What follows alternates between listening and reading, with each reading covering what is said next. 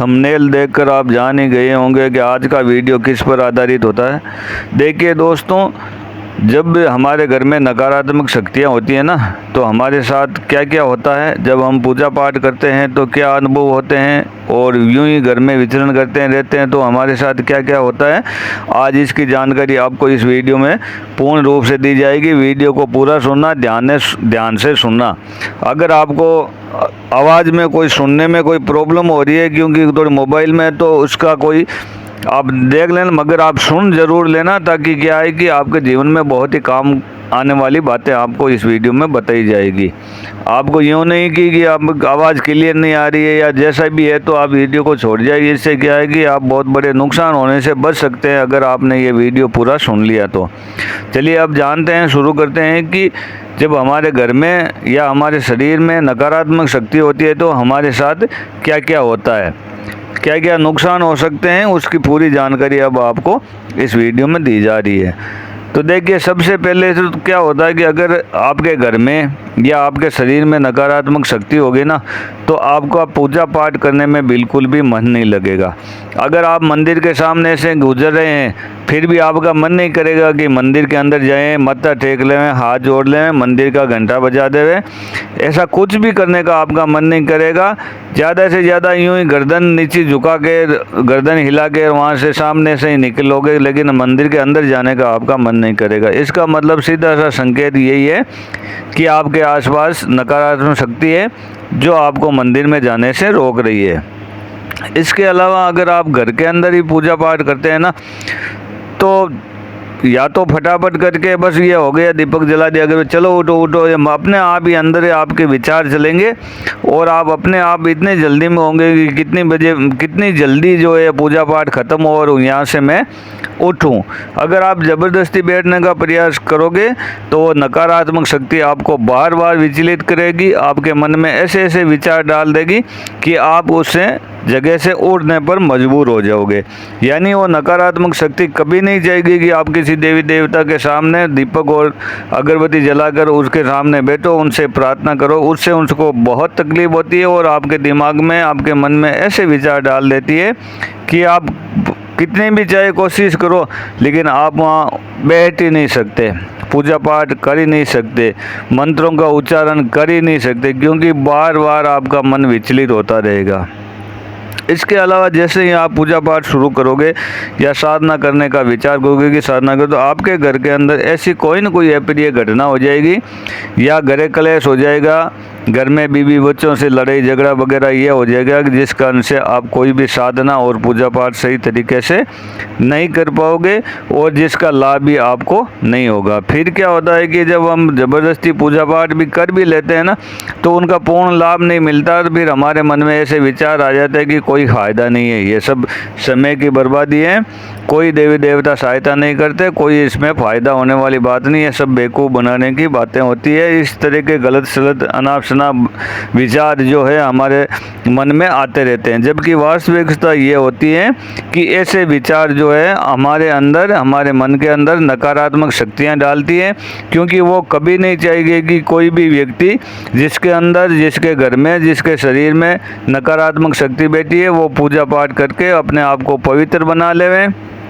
Positive ऊर्जा ग्रहण कर लेवे। ऐसा नेगेटिव ऊर्जा कभी नहीं जाएगी। इसलिए आपको हर संभव वो प्रयास करेगी, प्रत्यक्ष या अप्रत्यक्ष रूप से आप किसी भी तरह से सात्विक न हो पाए और ना ही कोई इतने अच्छे तरीके से विधि विधान से कोई पूजा पाठ कर पाए जिससे उस नकारात्मक शक्ति को वो स्थान छोड़ना पड़े।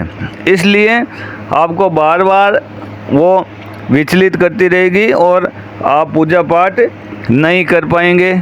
इसके अलावा जब भी नकारात्मक शक्ति का प्रभाव होगा तो आप दीपक जलाओगे, वो बार बार बुझ जाएगा। आप जलाओगे थोड़ी देर में या तुरंत दीपक बुझ जाता है। इसका सीधा सा संकेत ये है कि कोई न कोई नकारात्मक शक्ति यहाँ आसपास मौजूद है और वो दीपक की अग्नि को प्रज्वलित होने नहीं दे रही। क्योंकि अगर आप दीपक जलाओगे ना, उससे देवी देवताओं को, हमारे जो भी इष्ट देवी देवता होते हैं उनको ऊर्जा मिलती है, उनको भोग मिलता है, जिससे हमारे देवी देवता, घर के देवी देवता वो सारे शक्तिवान बन जाते हैं और नकारात्मक शक्ति फिर वहाँ टिक नहीं पाती, क्योंकि अगर देवता शक्तिशाली हो जाएंगे तो फिर वह नकारात्मक शक्ति वहाँ टिक नहीं पाएगी। इसलिए नकारात्मक शक्ति पहले से ही ऐसे ही किसी न किसी तरह का कार्य कर देती है या हमारे अंदर ऐसे विचार डाल देती है जिससे हम सही तरीके से पूजा पाठ नहीं कर पाते हैं और हम जल्दी से उड़ जाते हैं। चलो ज़्यादा से ज़्यादा किया तो फिर दीपक जला के या खाली अगरबत्ती जला के हम उड़ जाते हैं, हाथ जोड़ लिया, नमस्कार कर लिया। अगर पूजा पाठ करना है तो इतना ही करते हैं। मतलब इस तरह की बहुत से अनगल कार्य आपसे करवा देंगे जिससे पूजा पाठ का कभी कोई लाभ नहीं मिलेगा और नकारात्मक शक्ति आराम से वहाँ निवास करेगी, आपको समय समय पर परेशान करती रहेगी, कई तरह के नुकसान भी पहुंचाती रहेगी। आपको पता भी नहीं चलेगा कि ये किस कारण से हो रहा है, जबकि वो सारा कार्य नकारात्मक शक्तियां ही करती है। आपको कहाँ जाना है, कहाँ बैठना है, किससे मिलना है, किससे बात करनी है, वो सारा का सारा कंट्रोल है धीरे धीरे नकारात्मक शक्ति अपने हाथ में ले लेती है और फिर जो नकारात्मक शक्ति चाहती है उसी अनुसार आप कार्य कर पाएंगे। उसकी मर्जी के खिलाफ आप कोई भी कार्य नहीं कर पाएंगे।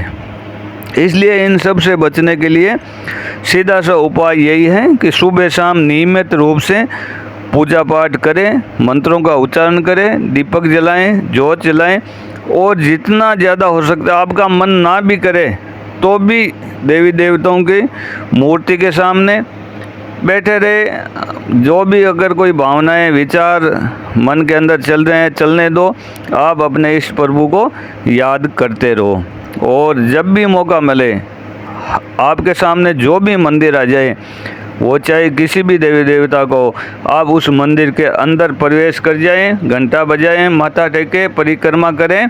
इससे क्या है कि नकारात्मक शक्ति की उनकी शक्ति कमज़ोर पड़ती है वो और धीरे धीरे वो स्थान छोड़ने पर मजबूर हो जाती है।